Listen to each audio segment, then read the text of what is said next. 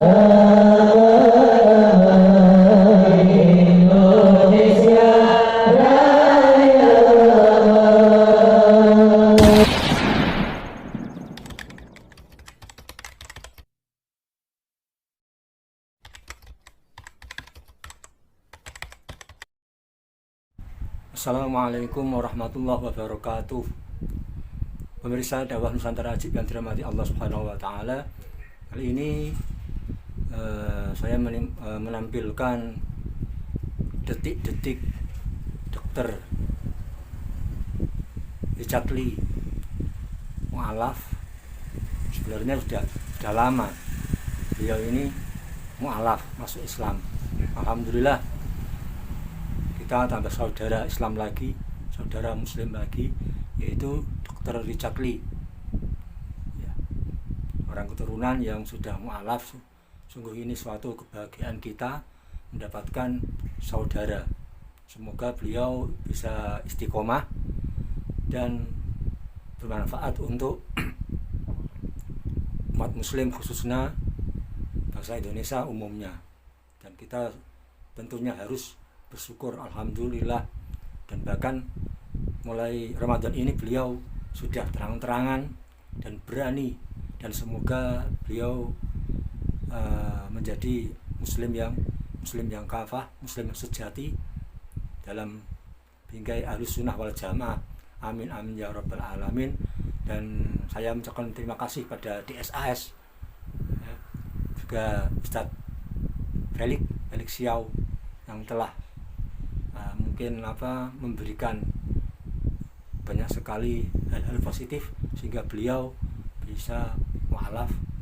Dan semangat buat Ustadz Felix dan juga Ustadz DSAS ya. Ini videonya.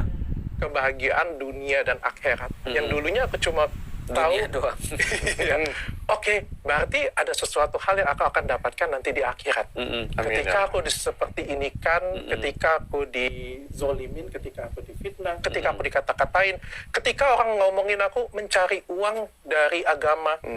Mungkin Pak Ustadz, terutama Ustadz Dery tahu, Pak Ustadz Dery pernah datang ke rumah aku. Sebelum aku belajar Islam, sebelum aku kenal Ustadz Dery, rasanya aku sudah cukup berada Ustadz Dery. Jadi untuk apa aku cari uang dari agama kayak gitu punya? Memang itu tuh waktu launching rumahnya dokter. Mendingan kita jadi pengusaha daripada jadi ustadz kalau mau cari uang. Betul. Dan aku tuh dari kan seolah-olah tuh aku tuh memanfaatkan agama Islam. Padahal sebenarnya dari 2 tahun yang lalu, aku sudah belajar, aku sudah login apapun lah itu. Dok, aku mau tanya dong, apa alasannya 2 tahun dokter itu rahasiakan dan ngomong selesai? Ya. Sebetulnya ini aku ngomong ini klarifikasi yang resmi ya. Kalau kemarin kan baru IG. Betul, baru IG aku sendiri aja tuh, karena aku putuskan sendiri untuk mengumumkan ini karena ini orang ini betul nggak Islam sih. Aku coba ngomong, bantah nggak? Kalau bantah kan nggak jadi sama, berarti minta maaf berarti. Jadi diam kan? Nah, dari yang klarifikasi yang di tag aku. Jadi gini, sallallahu alaihi Nabi. Jadi waktu itu, nih klarifikasi. Pertama kenal Dr. Richard, aku diundang podcast gara-gara Gus Samsudin dulu kan. Ya, betul. Heboh itu. Itu jauh ya sebelum download. Jauh. Karena kan orang kayaknya melihat Dr. Richard itu kayak belajar kan di download. Itu jauh sebelum download ya. 1 tahun sebelum download. 1 tahun pas Samsudin berarti. Ya. Jadi itu podcast kita itu daging semua omongannya. Dr. Richard tuh adabnya hati-hati, sebelum minta maaf dulu, takut salah kan. Saya bilang ya. Dan waktu itu saya sempat ngomong mau bangun masjid, dan Dr. Richard waktu itu langsung declare, dari kecil, dari dulu tuh aku pengen bangun masjid kan. Dalam hatiku nih, wah hatinya udah cinta sama Islam kan.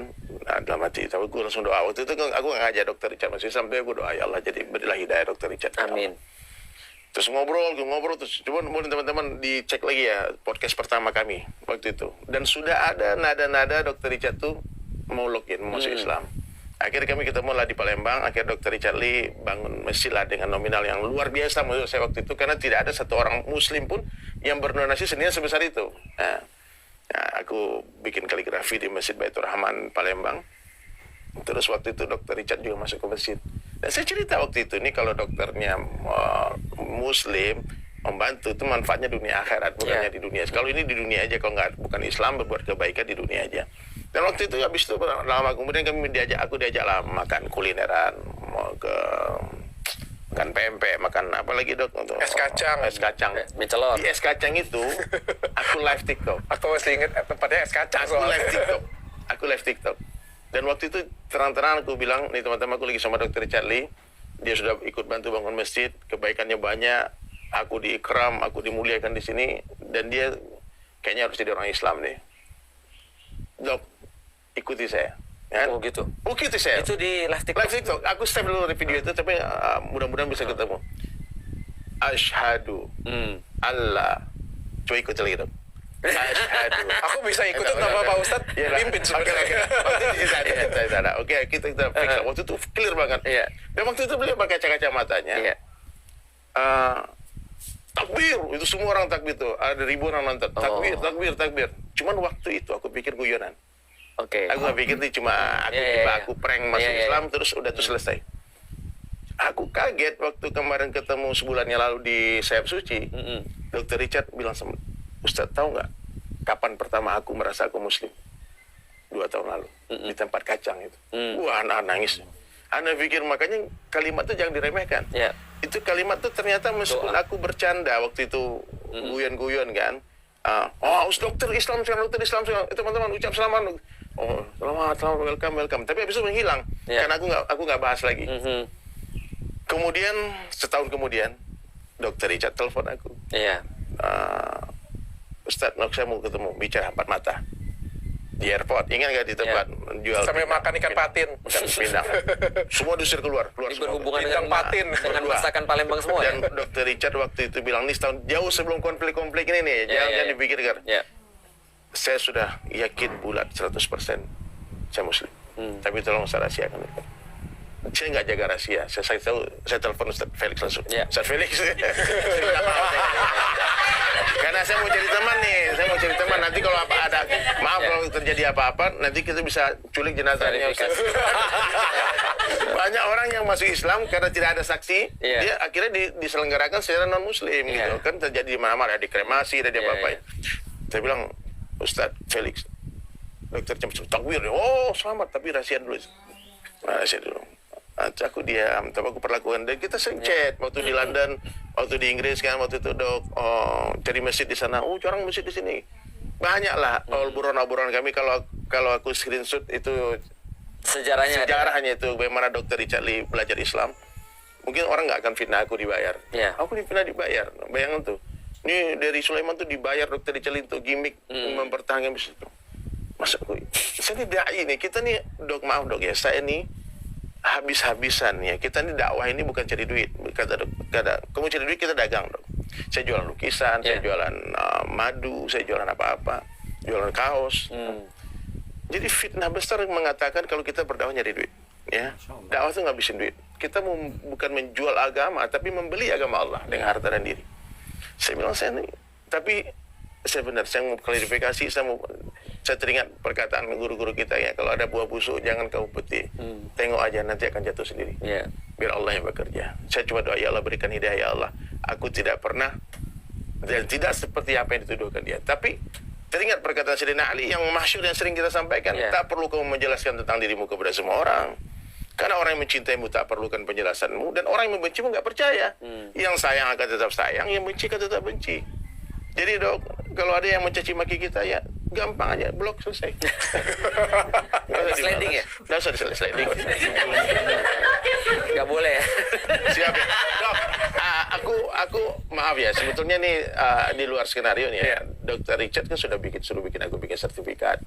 Dan aku sudah buat, aku mau serahkan itu, boleh nggak sekarang? Oh mantap, ayo, bismillah. Sertifikat keislaman, Masya Allah. Ini memang harus ada ya? Nah, harus ada, nanti ini kita pegang satu, dokter pegang satu. Cuma formalitas saja. Ini ya, kalian jangan buat masalah. ini sertifikat dipegang. Terima kasih Pak Ustaz. Kita tanda tangan ya. Terima kasih Pak. Karena saksinya aku tulis, karena aku pikir dari cara download diadakan. Saksi pertama Ustaz Felix Shaw, Ustaz Dennis Lim. Nanti bisa tantangan mereka aja. Siap, Pak Ustadz. Karena dari awal juga sebenarnya ini Ustadz, ketika kita ngobrolin download tahun lalu itu juga sudah ngobrol, sudah ketemu Saderi. Jadi itu perjumpaan yang diingat banget sebenarnya. Sudah ketemu Saderi dan sebenarnya gini ya, aku sebelum ini diserahkan ya, aku pengen ngasih kayak penjelasan sedikit ya. Ini ada orang banyak gagal paham antara menjadi muslim dengan menjadi muslim yang taat. Masya Allah. Karena ekspektasi mereka Sholat Jumat langsung jadi kayak Ustadz Heri, ya kan? Pakai sorban, sholat Jumat, gitu kan. Jadi aku perlu jelasin dulu. Ada orang-orang yang baru belajar Islam, termasuk aku dulu ketika aku baru belajar Islam. Aku tuh nggak menerima abu-abu. Aku cuma menerima hitam putih. Makanya aku pernah cerita kan, ada orang yang datang ke kajianku nggak pakai kerudung. Aku bilang mau dia keluar dulu, pakai kerudung, balik lagi, atau aku nggak mulai kajian. Itu kan sangat kasar banget sebenarnya, karena aku memandang diri aku benar sebenarnya, tapi aku nggak ngerti seperti apa dia kemudian memandang sudah effort datang ke sini dan nggak pakai kerudung ketika kajian itu kan nggak enak banget tuh. Datang sudah perlu keberanian yang tinggi, datang diliatin mak-mak gitu kan ya, udah khawatir dia kan ya. Nah, mereka ngomong itu kok masih kemudian makannya di tempat ini misalnya Dr. Richard, atau misalnya masih ke gereja dan segala macam dan seterusnya. Aku mau kasih tahu, hatta kita sebagai seorang muslim yang aku udah muslim berapa puluh tahun, 20 tahun lah, itu aku juga masih maksiat. Dan maksiat yang aku lakukan itu setara dengan maksiat-maksiat yang lain. Artinya gini, hatta ada orang muslim nggak sholat pun itu tidak membatalkan keislamannya loh, selama itu dia lakukan bukan karena dia nggak yakin sholat itu perintah Allah. Tapi contoh misalnya, kenapa nggak sholat? Aku males Ustaz. Itu nggak membatalkan keislaman dia loh. Artinya aku pengen untuk fair aja. Ada orang bilang kan, Dr. Richard tuh muslimnya cuma pura-pura. Pernah nggak dengar kayak gitu? Iya. Sering ya? Pura-pura doang, karena ada segala macam. Aku bilang gini, sebentar, kita boleh aja nggak suka dengan Dr. Richard. Sebagaimana ada orang nggak suka dengan aku juga boleh-boleh aja. Ada orang nggak suka dengan banyak banget. Tidak ada masalah juga kan, nggak semua orang harus suka kan ya. Tapi kalau kita berbicara tentang masalah keislaman, membatalkan keislaman seseorang ataupun kemudian kita meragukan keislaman seseorang, itu konsekuensi hukumnya parah. Iya, Oh iya? Ya, itu parah hukumnya. Makanya, kalau kita membatalkan keislaman seseorang, itu parah. Jatuh ke dia. Kalau kamu kata kafir kepada orang, maka kamu kafirlah kamu. Ya, contoh ya, dia cuma Islam pura-pura. Nggak boleh. Nggak boleh. Karena di zamannya Rasul itu terjadi. Apalagi kalau misalnya orang itu memang Islam beneran. Iya. Apalagi itu terjadi pada Usama bin Zaid. Usama bin Zaid itu adalah anak yang sangat disayang oleh Rasulullah. Artinya anak angkatnya Nabi, benar-benar disayang oleh Rasulullah. Ketika dia kemudian pernah satu waktu ketika Futuh Makkah, dia tuh kayak mau baca orangnya syahadat. Oke. Mau baca orangnya syahadat, padahal dia awalnya merangin orang muslim. Oke. Ketika syahadat dia mikir nih, ini pura-pura Nih. Supaya nggak dibunuh. Ya kayaknya takut mati nih. Dibacok. Dilaporin pada Rasulullah, Rasul marah besar. Rasul bilang gini, itu bukan urusan kamu. Kenapa kamu nggak belajar hatinya dan lihat sebenarnya dia berimannya beneran atau pura-pura? Nanti walaupun pura-pura pun, itu kita bukan hak kita untuk menghakimi. Meskipun pura-pura loh artinya. Nah itu yang pengen aku sampaikan pada orang, meskipun hari ini misalnya kita masih ngelihat Dr. Richard belum sempurna dalam keislaman, itu tidak membatalkan keislaman Dr. Richard, kecuali melakukan pembatal keislaman. Oke. Artinya contohnya, kenapa nggak sholat? Aku nggak yakin itu bukan perintah Allah. Batal. Itu batal. Kenapa nggak sholat? Aku nggak yakin dengan Al-Quran yang nyuruh sholat misalnya, itu batal. Tapi ya meskipun sebentar, namun ini bisa kita ambil hikmahnya. Obrolan beliau ini di podcast Dr. Richard Lee, semoga kita bisa ngambil hikmah kebaikan ini dan bisa kita terapkan di keluarga kita. Semoga keislaman kita bertambah dan bisa menjadikan keberkahan pada keluarga kita. Ya, sekian, wassalamualaikum warahmatullahi wabarakatuh.